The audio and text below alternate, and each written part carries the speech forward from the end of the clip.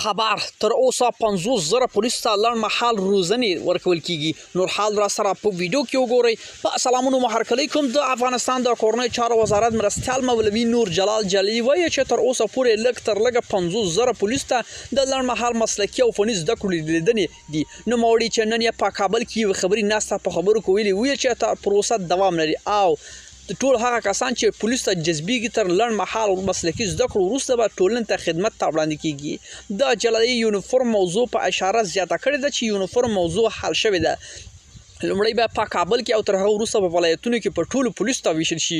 نوموړي ټینګار کړی چې له یادو یونیفورمونو څخه غیر رسمي خلکو استفاده جرم دی او دغه جرم له مرتکبینو سره به جدي قانوني چلن وشي.